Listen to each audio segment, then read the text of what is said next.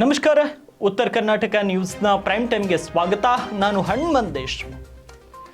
ಇವತ್ತು ಕರ್ನಾಟಕ ದ್ವಿತೀಯ PUC ಪರೀಕ್ಷೆ 2024 ಮತ್ತು 25ನೇ ಸಾಲಿನ ಫಲಿತಾಂಶವನ್ನು ಶಿಕ್ಷಣ ಸಚಿವ ಮಧು ಬಂಗಾರಪ್ಪ ಇವತ್ತು ಪ್ರಕಟಿಸಿದರು. ದ್ವಿತೀಯ PUC ಪರೀಕ್ಷೆಗೆ ಹಾಜರಾಗಿದ್ದ 6,37,805 ವಿದ್ಯಾರ್ಥಿಗಳ ಪೈಕಿ 4,68,439 ವಿದ್ಯಾರ್ಥಿಗಳು ಉತ್ತೀರ್ಣರಾಗಿದ್ದಾರೆ.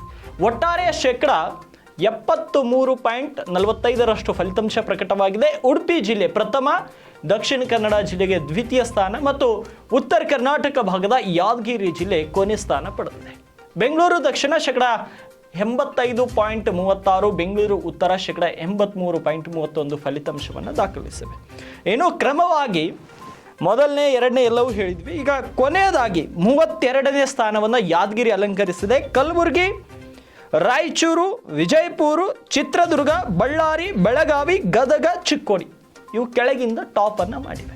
ಇನ್ನು ವಿಶೇಷವಾಗಿ ಹೇಳ್ತೀನಿ, ಬೀದರ್ ಜಿಲ್ಲೆ ಕಳೆದ ಬಾರಿ 19ನೇ ಸ್ಥಾನದಲ್ಲಿತ್ತು, ಆದರೆ ಈ ಬಾರಿ 22ನೇ ಸ್ಥಾನಕ್ಕೆ ಕುಸಿದಿದೆ. ಅಂದರೆ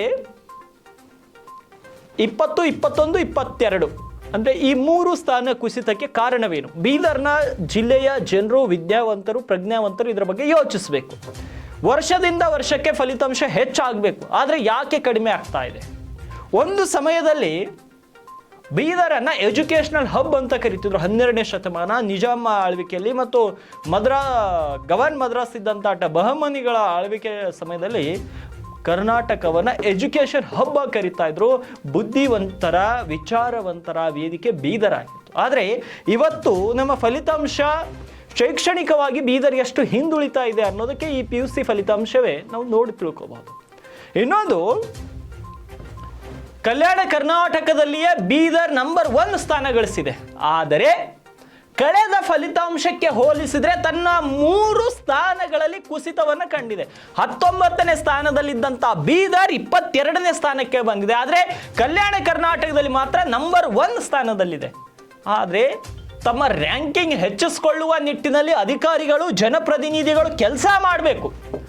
ಆದರೆ ನಾವು ಇನ್ನೂ ಕೆಳಕ್ಕೆ ಬರ್ತಾ ಇದ್ದೀವಿ. ಮೇಲ್ಗಡೆ ಟಾಪರ್ ಆಗಬೇಕು ಅನ್ನೋ ವಿಚಾರ, ಅದಕ್ಕೆ ಬೇಕಾದಂತಹ ಶ್ರಮ, ಅದಕ್ಕೆ ಬೇಕಾದಂತಹ ಆಯೋಜನೆ, ಅದಕ್ಕೆ ಬೇಕಾದಂತಹ ಶೈಕ್ಷಣಿಕ ಮೌಲ್ಯಗಳನ್ನು ಈ ಭಾಗದ ವಿದ್ಯಾರ್ಥಿಗಳಿಗೆ ನೀಡುವುದು ಈ ಜಿಲ್ಲೆಯ ಜನಪ್ರತಿನಿಧಿಗಳ ಆದ್ಯ ಕರ್ತವ್ಯ. ಆದರೆ ಜನಪ್ರತಿನಿಧಿಗಳು ಇತ್ತ ಕಡೆ ಗಮನ ಹರಿಸ್ತಾ ಇಲ್ಲ. ಅಧಿಕಾರಿಗಳು ಕೂಡ ಸರಿಯಾಗಿ ಕೆಲಸ ಮಾಡದ ಕಾರಣ ಇವತ್ತು ಬೀದರ್ ಜಿಲ್ಲೆ ಫಲಿತಾಂಶ ಕುಸಿದಿದೆ. ಇನ್ನು ಒಬ್ಬ ಕಾಂಗ್ರೆಸ್ ಪಕ್ಷದೊಬ್ಬರು ಮಹಾನ್ ನಾಯಕರು ಹೇಳ್ತಾ ಇದ್ರು, ಕಲ್ಯಾಣ ಕರ್ನಾಟಕ ಭಾಗದಲ್ಲಿ ನಾವು ಯಾಕೆ ಹುಟ್ಟಿಲ್ಲ ಅಂತ ದಕ್ಷಿಣ ಕರ್ನಾಟಕದ ಜಿಲ್ಲೆಯ ಕೆಲವೊಂದು ಜನರು ಮಾತನಾಡ್ಕೊಳ್ತಾರೆ. ನಿಮ್ಗೆ 5,000 ಕೋಟಿ ಕೊಟ್ಟಿದ್ದೀವಿ, 10,000 ಕೋಟಿ ಕೊಟ್ಟಿದ್ದೀವಿ, 3,000 ಕೋಟಿ ಕೊಟ್ಟಿದ್ದೀವಿ ಅಂತ. ನಾನು ಕಾಂಗ್ರೆಸ್ ಮತ್ತು BJP ನಾಯಕರಿಗೆ ಒಂದನ್ನೇ ಹೇಳ್ತೀನಿ, ನೀವು ಹೈದರಾಬಾದ್ ಕರ್ನಾಟಕವನ್ನ ಕಲ್ಯಾಣ ಕರ್ನಾಟಕವಾಗಿ ಕೇವಲ ಕಾಗದಗಳಲ್ಲಿ ಮಾಡಿದ್ದೀರಿ, ಸರ್ಕಾರಿ ದಾಖಲಾತಿಗಳಲ್ಲಿ ಮಾಡಿದ್ದೀರಿ. ಆದರೆ ನಿಜವಾಗಿಯೂ ಈ ಭಾಗದ ಕಲ್ಯಾಣವಾಗಿದೆಯಾ? ಒಂದು ಸಲ ವಿಮರ್ಶೆನ ಮಾಡ್ಕೊಳ್ಬೇಕು, ಒಂದು ಸಲ ಮನನವನ್ನು ಮಾಡ್ಕೊಳ್ಬೇಕು, ನಿಜವಾಗಿಯೂ ಈ ಭಾಗದ ಅಭಿವೃದ್ಧಿ ಆಗಿದೆ ಅಂತ. ಕಲಬುರಗಿ, ಬೀದರ್, ರಾಯಚೂರು, ಯಾದಗಿರಿ, ಕೊಪ್ಪಳ PUC ಫಲಿತಾಂಶದಲ್ಲಿ ಯಾವ ಸ್ಥಾನದಲ್ಲಿದೆ? ರಾಜಕಾರಣಿಗಳು ಯಾಕೆ ಮಾತನಾಡಲ್ಲ? ಈ ಭಾಗದ ಶಿಕ್ಷಣದ ಬಗ್ಗೆ, ಈ ಭಾಗದ ಶೈಕ್ಷಣಿಕ ವ್ಯವಸ್ಥೆ ಬಗ್ಗೆ ಯಾಕ್ರಿ ಮಾತಾಡಲ್ಲ? ಮಾತೆತ್ತಿದ್ರೆ ನಿಮ್ಗೆ 5,000 ಕೋಟಿ ಕೊಟ್ಟಿದ್ದೀವಿ, 6,000 ಕೋಟಿ ಕೊಟ್ಟಿದ್ದೀವಿ, 10,000 ಕೋಟಿ ಕೊಟ್ಟಿದ್ದೀವಿ. ನೀವು 10 ಅಲ್ಲ ಸ್ವಾಮಿ, 50 ಲಕ್ಷ ಕೋಟಿ ಕೊಟ್ಟರು ಕೂಡ ಈ ಭಾಗ ನಿಮ್ಮ ಭಾಗದ ಹಾಗೆ ಉದ್ಧಾರ ಆಗಲಿಕ್ಕೆ ಇನ್ನು 20 ವರ್ಷ ಬೇಕು. ಆದರೆ ಚುನಾವಣೆ ಬಂದಾಗ ಹೆಸರು ಚೇಂಜ್ ಮಾಡೋದು. ಹೈದರಾಬಾದ್ ಕರ್ನಾಟಕ ಇದ್ದದ್ದನ್ನ ಕಲ್ಯಾಣ ಕರ್ನಾಟಕ ಮಾಡಿದ್ದೀರಿ, ಸ್ವಾಗತಾರ್ಹ. ಆದರೆ ಈ ಭಾಗದ ಜನರು ನಿಜವಾಗಿಯೂ ಕಲ್ಯಾಣರಾಗಿದ್ದಾರಾ? ನಿಜವಾಗಿಯೂ ಸಂತೋಷರಾಗಿದ್ದಾರಾ? BJP ಮತ್ತು ಕಾಂಗ್ರೆಸ್ ನಾಯಕರು ಇವರುಗಳ ಬಗ್ಗೆ ಯೋಚನೆ ಮಾಡಬೇಕು. ಅವತ್ತು ಹೇಳಿದಂಥ ಮಹಾನಾಯಕರಿಗೆ ಹೇಳ್ತೀನಿ ನಾನು, ಈ ಭಾಗದಲ್ಲಿ ಹುಟ್ಟಿರೋ ಪುಣ್ಯ ಮಾಡಿರಬೇಕು, ಈ ಭಾಗದಲ್ಲಿ ಹಂಗಿದೆ ಹಿಂಗಿದೆ ಅಂತ.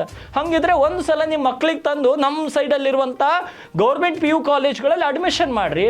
ನೀವು ಹುಟ್ಟಿಲ್ಲ, ನೀವು ಪುಣ್ಯವಂತರಲ್ಲ, ಎಜುಕೇಷನ್ ಆದ್ರೆ ಈ ಭಾಗದಲ್ಲಿ ಕಲಿಸ್ರಿ. ಹಂಗಿದ್ರೆ ಮತ್ತೆ ಮೈಕ್ ಸಿಕ್ತಂದ್ರೆ ಏನು ಬೇಕಾದ್ರೆ ಹೇಳೋದು, ಈ ಭಾಗ ಹಾಗೆ ಹಿಂಗೆ ಅಂತ. ಶಿಕ್ಷಣ ವ್ಯವಸ್ಥೆ ಕಲ್ಯಾಣ ಕರ್ನಾಟಕ, ಉತ್ತರ ಕರ್ನಾಟಕ, ಕಿತ್ತೂರು ಕರ್ನಾಟಕ, ಒಟ್ಟಾರೆ ಉತ್ತರ ಕರ್ನಾಟಕ ಭಾಗದಲ್ಲಿ ಶಿಕ್ಷಣ ವ್ಯವಸ್ಥೆ ಮತ್ತಷ್ಟು ವೃದ್ಧಿ ಆಗಬೇಕು. ಈಗಿದ್ದಂಥ ಶಿಕ್ಷಣ ವ್ಯವಸ್ಥೆಯಲ್ಲಿ ಬದಲಾವಣೆ ತರಬೇಕು. ಶೈಕ್ಷಣಿಕವಾಗಿ ಉತ್ತರ ಕರ್ನಾಟಕ ಸಾಕಷ್ಟು ಹಿಂದುಳಿದಿದೆ. ಶೈಕ್ಷಣಿಕವಾಗಿ ಉತ್ತರ ಕರ್ನಾಟಕ ಹಿಂದುಳಿಲಿಕ್ಕೆ ಕಾರಣ ಏನು? ಶೈಕ್ಷಣಿಕವಾಗಿ ಸರಿಯಾಗಿ ಪಾಠಗಳಾಗ್ತಾ ಇಲ್ಲ, ಸರಿಯಾಗಿ ಲೆಕ್ಚರ್ಸ್ಗಳಿಲ್ಲ, ಸರಿಯಾಗಿ ಪಾಠ ಮಾಡೋರಿಲ್ಲ, ಸರಿಯಾಗಿ ಇನ್ಫ್ರಾಸ್ಟ್ರಕ್ಚರ್ ಇಲ್ಲ. ಇವುಗಳ ಕೊರತೆ. ಇವೆಲ್ಲ ಒಂದು ಕಡೆ ಬಿಲ್ಡಿಂಗ್ ಸರಿಯಾಗಿರುತ್ತೆ, ಅಲ್ಲಿ ಟೀಚರ್ಸ್ ಇರಲ್ಲ. ಎಲ್ಲಿ ಟೀಚರ್ ಸರಿಯಾಗಿರ್ತಾರೆ ಅಲ್ಲಿ ಬಿಲ್ಡಿಂಗ್ ಇರಲ್ಲ. ಎಲ್ಲಿ ಬಿಲ್ಡಿಂಗು ಟೀಚರ್ಸು ಎಲ್ಲರೂ ಇರ್ತಾರೆ ಅಲ್ಲಿ ವಿದ್ಯಾರ್ಥಿಗಳು ಸರಿ ಇರಲ್ಲ. ಎಲ್ಲವೂ ಸರಿ ಇದ್ದಾಗ ನೀರಿನ ಸಮಸ್ಯೆ, ಶೌಚಾಲಯದ ಸಮಸ್ಯೆ ಇವೆಲ್ಲವುಗಳು ಇರೋದೆ. ಇಂತಹ ಸಮಸ್ಯೆಗಳಿದ್ದಾಗ ಉತ್ತರ ಕರ್ನಾಟಕ ಭಾಗದ ಅಭಿವೃದ್ಧಿಯನ್ನು ನಾವು ಹೆಂಗೆ ನಿರೀಕ್ಷಿಸಬಹುದು? ಈ ಫಲಿತಾಂಶ ನೋಡಿದಾಗ ನನಗೆ ಒಂದೇ ಅನ್ನಿಸ್ತಾ ಇದೆ, ನಮ್ಮ ಉತ್ತರ ಕರ್ನಾಟಕ ಭಾಗದಲ್ಲಿ ಓದುವಂಥ ವಿದ್ಯಾರ್ಥಿಗಳಿದ್ದಾರೆ, ತುಂಬ ಟ್ಯಾಲೆಂಟೆಡ್ ವಿದ್ಯಾರ್ಥಿಗಳಿದ್ದಾರೆ. ನಮ್ಮ ಭಾಗದಲ್ಲಿದ್ದಂತಹ ಟ್ಯಾಲೆಂಟೆಡ್ ವಿದ್ಯಾರ್ಥಿಗಳು ಇಡೀ ದಕ್ಷಿಣ ಭಾರತದಲ್ಲಿಲ್ಲ. ನಾನು ಚಾಲೆಂಜ್ ಮಾಡಿ ಹೇಳ್ತೀನಿ, ಉತ್ತರ ಕರ್ನಾಟಕದಲ್ಲಿದ್ದಷ್ಟು ಟ್ಯಾಲೆಂಟೆಡ್ ಹುಡುಗರು ಇಡೀ ದಕ್ಷಿಣ ಭಾರತದಲ್ಲಿ ಯಾವ ರಾಜ್ಯದಲ್ಲಿಲ್ಲ. ಆದರೆ ವ್ಯವಸ್ಥಿತವಾಗಿ ಸರ್ಕಾರಗಳು ವ್ಯವಸ್ಥಿತವಾಗಿ ಈ ಭಾಗವನ್ನು ಹಿಂದಿಕ್ಕಲಿಕ್ಕೆ ಕಾರಣೀಕರ್ತರಾಗ್ತಾ ಇದ್ದಾರೆ. ಈ ಭಾಗದ ಅಭಿವೃದ್ಧಿಯನ್ನ ಮಾಡಬೇಕಂತ ಇಚ್ಛಾಶಕ್ತಿಯೇ ಇಲ್ಲ ಇಂದಿನ ರಾಜಕಾರಣಿಗಳಿಗೆ. ಸರಿಯಾದ ಕಾಲೇಜುಗಳಿಲ್ಲ, ಸರಿಯಾದ ಲೆಕ್ಚರ್ಗಳಿಲ್ಲ, ಸರಿಯಾಗಿ ವ್ಯವಸ್ಥೆ ಇಲ್ಲ. ಅಂಥದ್ರಲ್ಲಿ ಈ ಭಾಗದ ಮಕ್ಕಳು ಹೆಂಗ್ರಿ ವಿದ್ಯಾಭ್ಯಾಸ ಮಾಡಬೇಕು? ಬಸ್ ಸವಲತ್ತಾದರೂ ಇರಲ್ಲ, ನೀರಿನ ಸವಲತ್ತಾದರೂ ಇಲ್ಲ, ಶೌಚಾಲಯದ ಸವಲತ್ತಿರಲ್ಲ, ಕೊನೆ ಟೀಚರ್ ಸವಲತ್ತಿಲ್ಲ, ಕೊನೆ ಬಿಲ್ಡಿಂಗ್ ಸವಲತ್ತಿಲ್ಲ. ಏನಾದರೂ ಒಂದು ಸಮಸ್ಯೆಗಳ ಆಗರದಲ್ಲಿಯೇ ಈ ಭಾಗದ ಜನರು ಬದುಕ್ತಾ ಇದ್ದಾರೆ. ಈ ಭಾಗದ ಜನರಿಗಾಗಿ ಒಂದು ವಿಶೇಷ ಪ್ಯಾಕೇಜ್ ಬೇಕು. ಈ ಫಲಿತಾಂಶ ನೋಡಿದ ಮೇಲೆ ಉತ್ತರ ಕರ್ನಾಟಕ ಭಾಗದ ಪ್ರತಿಯೊಬ್ಬ ಯುವಕ, ಪ್ರತಿಯೊಬ್ಬ ಮನುಷ್ಯ, ಪ್ರತಿಯೊಂದು ವಿದ್ಯಾರ್ಥಿಯೂ ಕೂಡ ಸರ್ಕಾರಕ್ಕೊಂದೇ ಮನವಿ ಮಾಡಬೇಕು, ಉತ್ತರ ಕರ್ನಾಟಕ ಭಾಗಕ್ಕೆ ಒಂದು ವಿಶೇಷ ಪ್ಯಾಕೇಜ್ ಬೇಕು. ಯಾಕಂದ್ರೆ ನಾವು ಎಷ್ಟೊಂದು ಶೈಕ್ಷಣಿಕವಾಗಿ ಹಿಂದುಳಿದಿದ್ದೀವಿ ಅಂದ್ರೆ ಇವತ್ತು ಬಂದಂತ ಫಲಿತಾಂಶಗಳನ್ನ ನೋಡಿದ್ರೆ ಗೊತ್ತಾಗುತ್ತೆ. ಎಂದ್ರಿ ನಾವು ಉಡುಪಿ ತರ, ಚಿಕ್ಕಮಂಗ್ಳೂರ್ ತರ, ಮೈಸೂರು ತರ, ಬೆಂಗಳೂರದವ್ರ ತರ ಎಂದ್ರಿ ನಮ್ಮ ನಂಬರ್ ಟಾಪ್ ಅಲ್ಲಿ ಬರೋದು? ಎಂದ್ರಿ ಬರುತ್ತೆ? ಒಂದಿನ ಆದ್ರೂ ಬೀದರ್ ನಂಬರ್ 1 ಅಂತ ಎಜುಕೇಶನ್ ಅಲ್ಲಿ ಎಂದ್ರಿ ಬಂತು? ಯಾದಗಿರಿ ಎಂದು ಬಂತು, ಕಲಬುರಗಿ ಎಂದು ಬಂತು, ರಾಯಚೂರು, ಕೊಪ್ಪಳ, ಬಳ್ಳಾರಿ, ಗದಗು, ವಿಜಯಪುರ, ಈ ಭಾಗಗಳು ಯಾವಾಗ ನಂಬರ್ 1 ಆಗಬೇಕು? ಈ ಭಾಗಗಳು ನಂಬರ್ 1 ಆಗ್ಬೇಕಂದ್ರೆ ಈ ಭಾಗಕ್ಕೆ ಒಂದು ವಿಶೇಷ ಪ್ಯಾಕೇಜ್ ಕೊಡಬೇಕು. ಉತ್ತರ ಕರ್ನಾಟಕ ಅಭಿವೃದ್ಧಿ ಆಗಬೇಕು, ಶೈಕ್ಷಣಿಕವಾಗಿ ಬೆಳಿಬೇಕು, ಆರ್ಥಿಕವಾಗಿ ಬೆಳಿಬೇಕು, ಕೈಗಾರಿಕೋದ್ಯಮದಲ್ಲಿ ಬೆಳಿಬೇಕಂದ್ರೆ ಈ ಭಾಗಕ್ಕೆ ವಿಶೇಷ ಪ್ಯಾಕೇಜ್ನ ಅವಶ್ಯಕತೆ ಇದೆ. ಯಾವಾಗ ನಮಗೆ ವಿಶೇಷ ಪ್ಯಾಕೇಜ್ ಸಿಗುತ್ತೋ ಅವಾಗ ಮಾತ್ರ ಈ ಭಾಗದ ಅಭಿವೃದ್ಧಿ ಆಗ್ಲಿಕ್ಕೆ ಸಾಧ್ಯ. ನಾವು ಬೇರೆ ಜಿಲ್ಲೆಗಳನ್ನ ದೂಷಿಸ್ತಾ ಇಲ್ಲ, ಈ ಭಾಗದ ಜನರು. ಆದರೆ ಈ ಭಾಗದ ಜನರಿಗೆ ಮೂಲಭೂತವಾದಂತಹ ಏನೇನು ಸೌಕರ್ಯಗಳಿವೆ ಅವೆಲ್ಲವೂ ಸಿಗಬೇಕು. ಮೊದಲನೇದು ಶಿಕ್ಷಣ ಸರಿಯಾಗಿ ಸಿಗಬೇಕು. ಉತ್ತರ ಕರ್ನಾಟಕ ಭಾಗದಲ್ಲಿ ಶಿಕ್ಷಣ ಮಕ್ಕಳಿಗೆ ಸರಿಯಾಗಿ ಸಿಗ್ತಾ ಇಲ್ಲ. PUC ಫಲಿತಾಂಶದಲ್ಲಿ ಉತ್ತರ ಕರ್ನಾಟಕದ ಯಾವ ಜಿಲ್ಲೆಗಳು ಕೂಡ ಟಾಪ್ ಅಲ್ಲಿಲ್ಲ. ಕಾರಣ ಒಂದೇ, ಒಳ್ಳೆಯ ಶಿಕ್ಷಣ ಇಲ್ಲ, ಒಳ್ಳೆಯ ಶಿಕ್ಷಣಕ್ಕೆ ಬೇಕಾದಂಥ ಮೂಲಭೂತ ಸೌಕರ್ಯಗಳಿಲ್ಲ, ಸರಿಯಾದ ಕಟ್ಟಡಗಳಿಲ್ಲ, ಸರಿಯಾದ ಟೀಚರ್ಸ್ಗಳಿಲ್ಲ, ಸರಿಯಾದ ಲೆಕ್ಚರ್ಸ್ಗಳಿಲ್ಲ. ಎಲ್ಲದಕ್ಕಿಂತ ಹೆಚ್ಚಾಗಿ ಈ ಭಾಗದ ಅಭಿವೃದ್ಧಿ ಮಾಡಬೇಕು ಅನ್ನೋ ಹಿತಾಸಕ್ತಿ ರಾಜಕಾರಣಿಗಳಲ್ಲಿ ಇಲ್ಲ, ಜನಪ್ರತಿನಿಧಿಗಳಲ್ಲಿ ಇಲ್ಲ, ಮತ್ತು ಆ ಜಿಲ್ಲೆಯ ಅಧಿಕಾರಿಗಳಲ್ಲಿಲ್ಲ.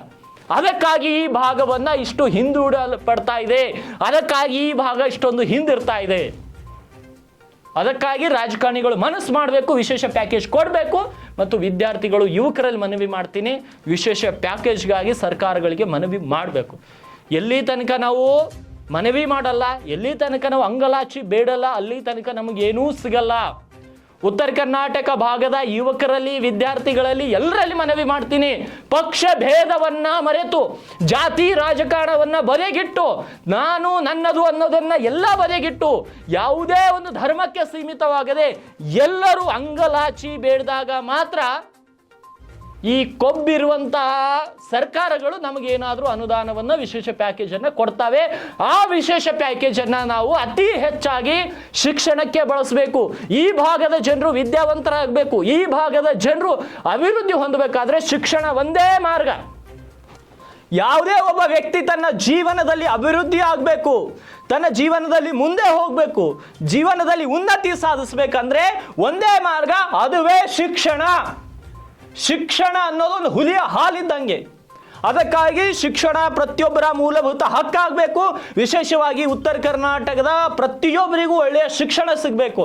ಅದಕ್ಕಾಗಿ ಈ ಭಾಗಕ್ಕೆ ಒಂದು ವಿಶೇಷ ಪ್ಯಾಕೇಜ್ ಕೊಡಬೇಕು ಅಂತ ಸರ್ಕಾರಕ್ಕೆ ಮನವಿ ಮಾಡ್ತೀವಿ. ಎಸ್ ಸರ್, ಈ ಒಂದು ಫಲಿತಾಂಶದ ವಿಷಯದಲ್ಲಿ ಎಲ್ಲರೂ ಕೂಡ ಹೆಚ್ಚಿನ ಕಾಳಜಿಯನ್ನು ವಹಿಸಿ ಕೆಲಸ ಮಾಡಬೇಕು. ಈಗಾದಂಥ ಫಲಿತಾಂಶ ಮುಂದಿನ ವರ್ಷಕ್ಕೆ ಬರಬಾರದು ಅಂದರೆ ಈಗಿನಿಂದಲೇ ಕೆಲಸಗಳು ಪ್ರಾರಂಭಿಸಬೇಕು. ಮಕ್ಕಳಿಗೆ ಒಳ್ಳೆಯ ಕೋಚಿಂಗನ್ನು ಕೊಡಬೇಕು. ಶೈಕ್ಷಣಿಕವಾಗಿ ಅವರ ಅಭಿವೃದ್ಧಿಗೆ ಬೇಕಾದಂಥ ಕಾರ್ಯಗಳನ್ನು ಮಾಡಬೇಕು. ಎಸ್, ಮುಂದಿನ ಪ್ರೈಮ್ ಟೈಮ್ನಲ್ಲಿ ಸಿಗ್ತೀನಿ. ಮತ್ತಷ್ಟು ವಿಚಾರಗಳನ್ನು ನಿಮ್ಮ ಮುಂದಿಡುವಂಥ ಪ್ರಯತ್ನವನ್ನು ಮಾಡ್ತೇನೆ.